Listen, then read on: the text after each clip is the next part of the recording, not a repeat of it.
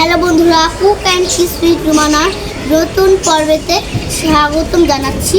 আজকে আমি দেখাবো আমাদের ছাদের ফল ফ্রুট আর সবজি।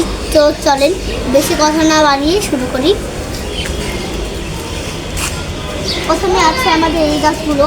এখানে আলু ধরে, এখানে আলু গাছ লাগানো হয়েছে। আর এটা হলো তিন গাছ, এখানে অনেক নানা রকম ফুল ধরেছে। গাইস, এই যে এখানে আসুন, দেখেন এখানে আমাদের সিম গাছ, এখানে সিম ধরেছে। দেখেন, আমি আপনাদেরকে সিম গাছের ফুলগুলো জুম করে দেখে দিচ্ছি।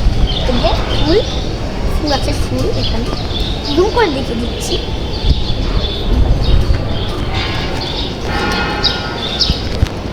আর এটা হলো আমাদের লেবু গাছ। দেখেন এখানে দুটা লেবু ধরেছে, এগুলো হলো আমাদের লেবু গাছ।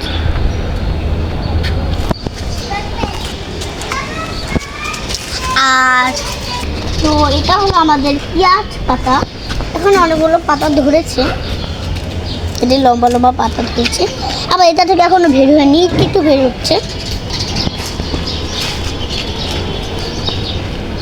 আর এই পেঁয়াজ পাতাটা লাগিয়েছে ইসাম ভাইয়া।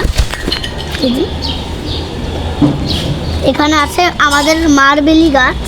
আর এটা হলো ফুলকপি, ফুলকপি এখনো ধরেনি, চারাটা উঠছে।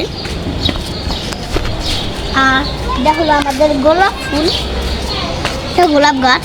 গোলাপ সবারই প্রিয়, আমারও খুব প্রিয়। এই যে একটা গোলাপ, একটা বড় গোলাপ, ওটা খুবই ফুটছে। এটা হলো বিলাতি ধনিয়া পাতা, ধনিয়া পাতা। আর এটা হলো আমাদের ডালিম গাছ, এখানে একটা ডালিম বের হয়েছে, এখানে কতগুলো ফুলও আছে। ডালিমটা আরও লাল হবে।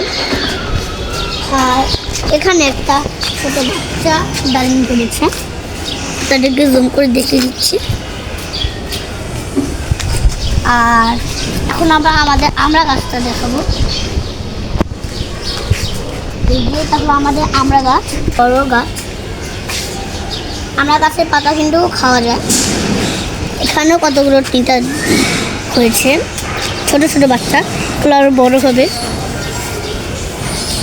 এই যে এখানে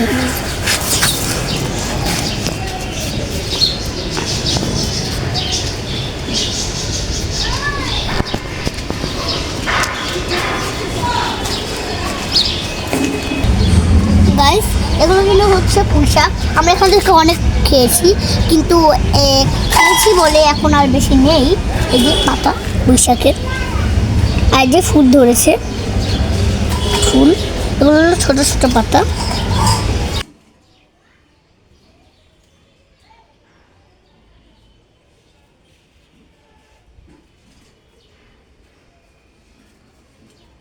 বন্ধুরা, যদি আমাদের ছাদ বাগানের ছোট ব্লগটি যদি ভালো লেগে থাকে, তাহলে অবশ্যই লাইক, কমেন্ট, শেয়ার আর সাবস্ক্রাইব করতে ভুলবেন না। আর সেই পর্যন্ত আল্লাহ হাফেজ।